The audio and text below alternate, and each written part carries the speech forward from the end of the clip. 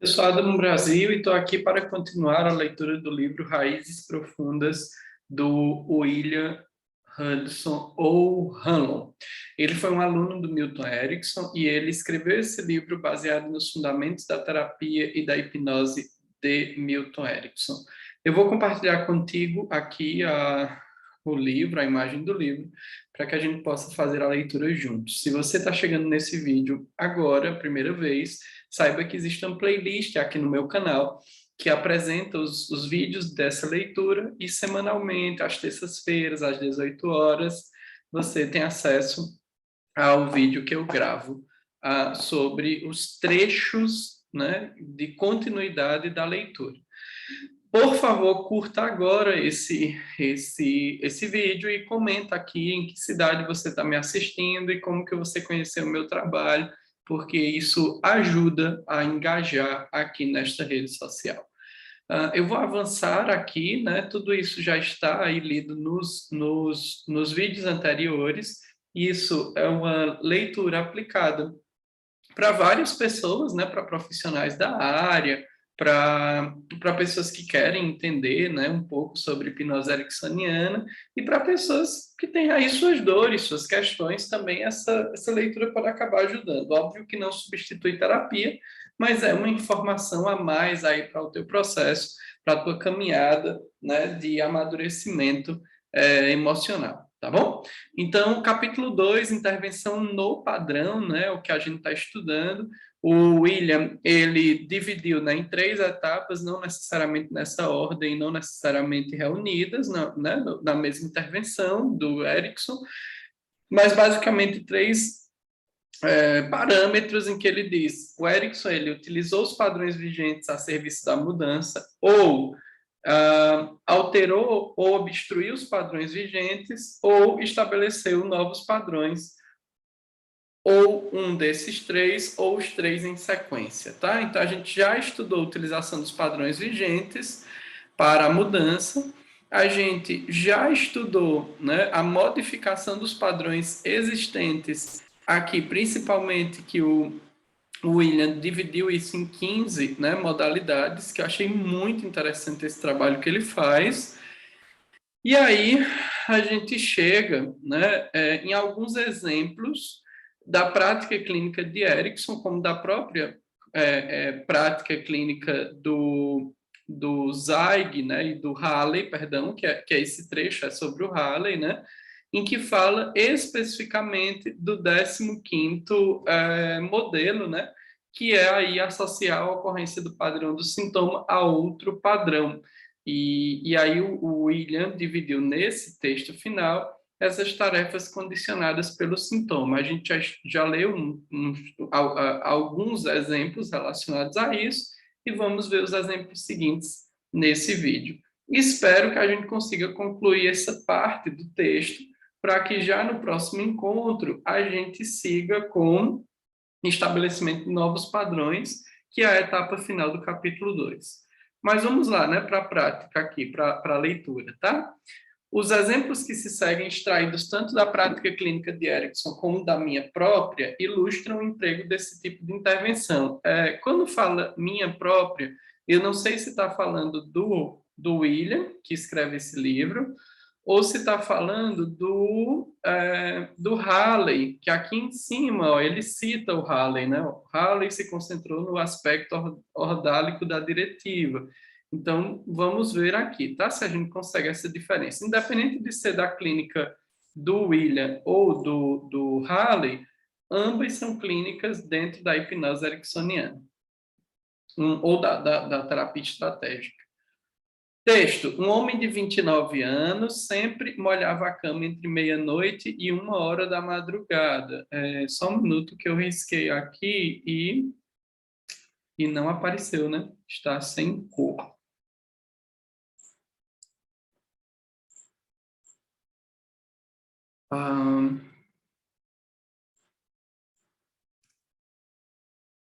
Ok, vamos lá. Problemas técnicos não resolvidos ainda.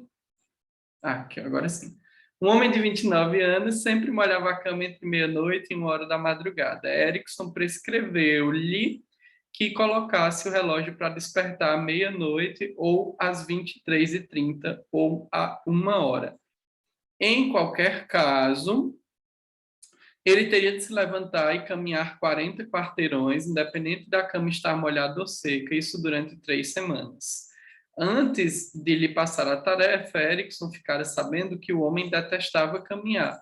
Ao final das 3 semanas, ganhou uma de descanso. Depois desta, porém, da próxima vez que molhasse a cama, teria de caminhar novamente 40 quarteirões no meio da noite durante 3 semanas. Isso está no livro do Ross, do Ryan e do Sharp. Então, isso é uma prescrição do sintoma, né? Então, é usado, assim, ó, perdão, de uma parte do sintoma, né? Porque o Erickson coloca acordar, porque ele acordava, ele sempre molhava a cama entre meia-noite e 1 hora da manhã. E aí o Erickson, ele utiliza esse padrão, né?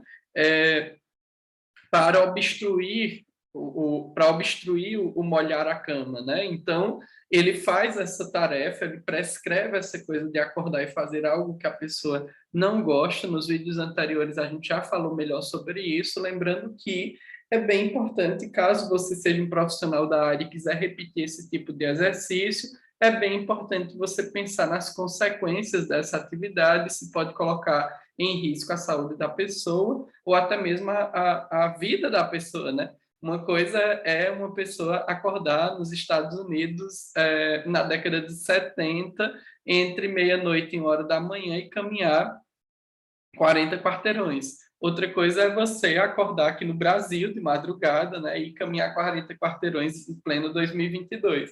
Então, por favor, né, não saia repetindo aí os exercícios achando que repetir o que o Erickson fazia é ericksoniano. Não é isso.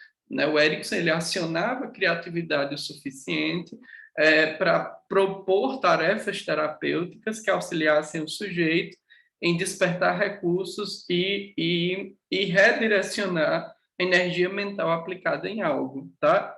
Ao mesmo tempo que isso pode parecer uma punição, isso tem um pano de fundo inconsciente que faz com que funcione, né? Então, o Erickson tem todo o processo de diagnóstico, entre aspas, para estabelecer que essa tarefa é a mais adequada para aquela situação. Seguindo no texto, Erickson preceituou o seguinte a um homem que queria parar de fumar. Toda vez que ele acendesse um cigarro, deveria depositar num cofrinho o valor equivalente em moedas. Então, aqui são só exemplos para que você veja como que o Erickson ia relacionando essa coisa da tarefa terapêutica para poder modificar o padrão vigente, tá? Um advogado solicitou minha ajuda, texto, queria tratamento hipnótico para largar o vício do fumo. Disse-lhe que podíamos utilizar a hipnose desde que ele concordasse em cumprir uma tarefa. O paciente comentara que tinha muito trabalho pendente em casa e no escritório. Pois bem, ele entrou no seguinte acordo: se voltasse a fumar depois da entrevista, dedicaria 15 minutos à papelada pendente antes de acender outro cigarro. Né? Então, é isso, assim, pessoal, é você ir estabelecendo essas tarefas de mudança do padrão, de abstração do padrão vigente, com o propósito também de fazer, né, algum toque ou algum reflexo na mente inconsciente, tá? Um casal solicitou-me terapia, diz o texto. Ambos foram unânimes em afirmar que o marido era workaholic, né, que é um termo viciado em trabalho. Vivia prometendo ser pontual, mas infalivelmente chegava tarde no trabalho. A mulher voltou a tocar no assunto, o marido novamente fez promessas, cumpriu-as durante algum tempo, mas pouco a pouco retomou a rotina anterior.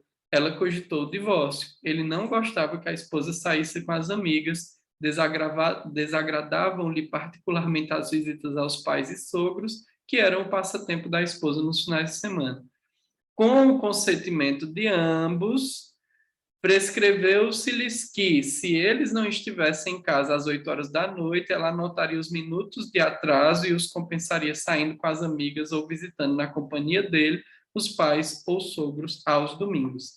Então, isso é muito legal, né, pessoal? Primeiro, com o consentimento de ambos. Então, muitas vezes, a tarefa terapêutica ela é estudada em parceria com o cliente.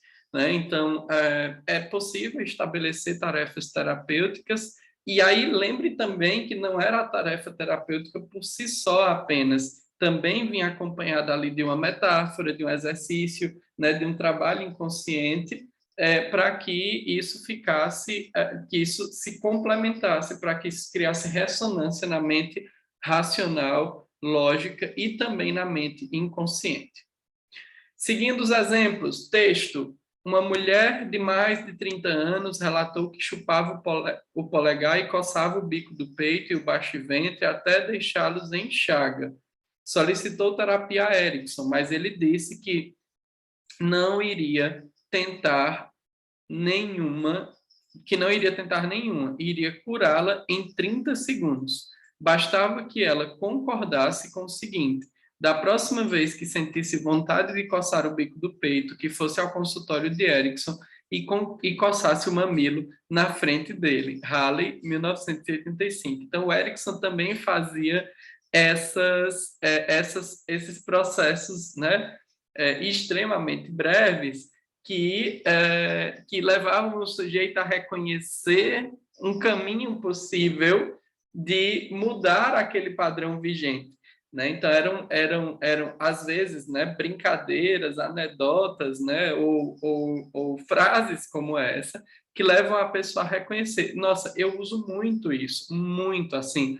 Às vezes, né, eu também trabalho com constelação familiar, e às vezes na definição do tema, eu já faço ali 2 ou 3 reenquadramentos de maneira breve, que é muito comum o pessoal que já conhece constelação rir e dizer assim, pronto, acabou a constelação antes mesmo de abrir, porque, e óbvio, eu continuo, né, para que a gente abra o movimento e veja aquilo funcionando, mas é muito interessante como isso tem força.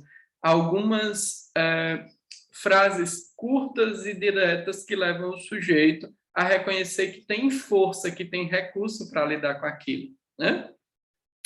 Vamos continuar aqui no texto. Um senhor idoso, cuja esposa havia falecido, desenvolveu um caso crônico de insônia. Só conseguia dormir, em média, 2 horas por noite, embora ficasse 14 ou 15 na cama, rolando de um lado para o outro a maior parte do tempo. Erickson soube que o paciente odiava encerar o assoalho da casa, pois tinha de fazer isso à mão e detestava o cheiro de cera. Erickson convenceu-o a encerar o piso à noite quando não conseguisse dormir. O paciente só precisou passar 2 noites esfregando o chão para superar a insônia. De novo, pessoal, Adam, todo mundo que tem insônia é só fazer uma coisa que não gosta, que vai conseguir dormir? Não necessariamente. É uma possibilidade. E olha aqui, ó, o Erickson convenceu o sujeito a experimentar isso e funcionou. Então, fica aí, sabe? Essas tarefas terapêuticas, essas prescrições do sintoma, elas têm que ser muito bem utilizadas. A gente trabalhou muito essa informação na leitura do livro O Homem de Fevereiro, que é um caso clínico, que aí esse só tem acesso quem é meu aluno na formação. Então, se você quer fazer parte da formação, deixa o teu e-mail aqui, ou o teu contato, né, aqui nesse vídeo, e eu te mando mais informações. E, mais uma vez, se você ainda não curtiu esse vídeo, curta, porque é muito importante para que o YouTube entenda esse nosso engajamento. Prosseguindo, texto. No trabalho de Milton Erickson, há muitos aspectos das intervenções condicionadas pelo sintoma que antes não foram reconhecidos ou enfatizados. Embora esse enfoque possa ser considerado como uma variante da concepção behaviorista do comportamento condicionado, vários desses aspectos sugerem algo que vai mais além da punição quando se tenta explicar sua eficácia. Um aspecto não reconhecido das tarefas condicionadas pelo sintoma consiste no fato de que elas, na realidade, podem atingir um duplo objetivo ao mesmo tempo.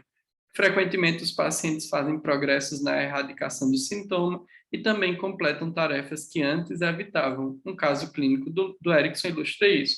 Então, é muito importante a gente saber que, no caso da terapia ericksoniana, não é apenas um castigo, não é apenas uma punição, é algo que tenha ressonância na mente inconsciente para reenquadrar algo, né, uma força inconsciente, um elemento inconsciente, algo que é importante ser reenquadrado. Bom, mas vamos ver o exemplo aqui. Eu me lembro de uma mulher que disse: quero que o senhor me dificulte o vício do fumo. Minha resposta foi esta: posso sugerir meios, cabe à senhora fazer com que essa dificuldade persista. Ela então acrescentou: eu sei o que vai dificultar, sou obesa, faça com que eu não guarde os cigarros, perdão, que eu guarde os cigarros no sótão, os fósforos no porão e que só pegue o cigarro, um cigarro por vez. Dessa forma eu terei antes de subir para o sótão e depois descer ao porão. A ginástica vai me fazer perder peso. E se interessou tanto em perder peso que parou de fumar. Tinha uma nova meta, de modo que conseguiu duas coisas. Erickson, Apud, né, tá escrito, referenciado em Gordon e Myers Anderson. Então Então tá aqui, né? Então é um exemplo, de novo, pessoal, cuidado, né? A pessoa está obesa e não consegue, né, subir escadas, não faz sentido prescrever esse exercício, né? Prescrever esse sintoma, prescrever esse exercício terapêutico. Então, é algo que a gente vai montando, né? A gente tem vários cursos em que a gente vai montando a metáfora, que a gente vai montando a anedota, que a gente vai montando também a prescrição de um exercício como esse. Prosseguindo aqui, ainda tem mais alguns parágrafos para a gente terminar. Então, vamos lá, esse texto, né? Outro exemplo do trabalho de Erickson sugere um aspecto diferente não reconhecido. Então, vamos ver aqui outro exemplo que está lá em Halley. Um garotinho de 12 anos vivia em intensa luta com a mãe porque continuamente urinava na cama.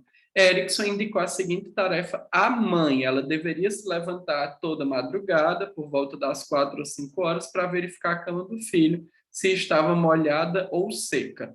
Se estivesse seca, ela voltaria a dormir sem acordar o garoto. Se estivesse molhada, o filho teria de se levantar e fazer exercício de caligrafia. Ele precisava disso até às 7 horas. O sintoma não só foi eliminado, como houve uma melhora nas amizades do menino, em seu relacionamento com os pais e nas notas escolares. Como o garoto tinha 12 anos, a tarefa terapêutica aqui foi prescrita tanto para a mãe quanto para o filho. E olha que interessante, né? A coisa de melhorar o relacionamento com os próprios pais, né? Talvez inconscientemente essa presença da mãe nesse horário fosse algo significativo para essa criança, né? E aí é interessante ver dessa perspectiva, se houve mudança, se houve crescimento, se houve amadurecimento emocional, é porque o Erickson conseguiu, em uma prescrição como essa, juntar várias peças de um quebra-cabeça. Seguindo aqui o texto. Um aspecto não muito evidente dessa intervenção consiste no fato de que Erickson designou uma tarefa de alguma maneira paralela ao resultado desejado, o aprendizado do controle muscular. Mãe e filho lutavam a propósito do desenvolvimento do controle muscular por parte do garoto, enquanto ele dormia. Erickson reorientou a luta no sentido de algo que o filho pudesse fazer deliberadamente para conseguir controle muscular, a prática da caligrafia. Mãe e filho puderam notar melhora progressiva nesse campo, bem como um desenvolvimento semelhante do controle muscular no caso da enurese. Então, né, simbolicamente, ao controlar os músculos ali da mão e do braço ao escrever, o Erickson estava ajudando a criança a entender que ela poderia controlar outros músculos, inclusive da bexiga e os cintos, né? Essa questão, voltando para o texto, será abordada mais pormenorizadamente no capítulo 4, que trata da comunicação paralela. Embora haja outros aspectos envolvidos nesse caso, basta-nos, por hora, sugerir que as tarefas condicionadas pelo sintoma podem ter consequências e efeitos suplementares e diferentes do que se evidenciam à primeira vista. Os casos relatados aqui revelam um aspecto importante do trabalho não hipnótico de Milton Erickson, às vezes chamado de estratégico, muito convergente a induzir a mudança diretamente no padrão sintomático de inflexibilidade. Obviamente, esse enfoque às vezes é perceptível em sua atividade hipnótica, quando, por exemplo, desloca uma dor de cabeça para uma região diferente ou quando a transforma de lacinante em branda. Na realidade, poder-se-ia dizer que a intervenção do padrão é o princípio axial em torno do qual rotaciona todo o trabalho de Erickson, mas aqui a utilizamos no sentido mais restrito, num sentido mais técnico. Próximo vídeo, a gente vai entrar em estabelecimento de novos padrões, né? Que é aqui a última etapa do capítulo 2, né? E vamos seguindo aí essa nossa jornada, essa nossa caminhada. Fala para mim como é que você está se sentindo, como é que está sendo essa experiência para ti. Para mim é sempre muito importante me conectar com as pessoas que gostam do meu trabalho e que querem entender um pouco mais sobre a terapia ericksoniana, a hipnose ericksoniana. Um forte abraço e até o nosso próximo vídeo. Valeu!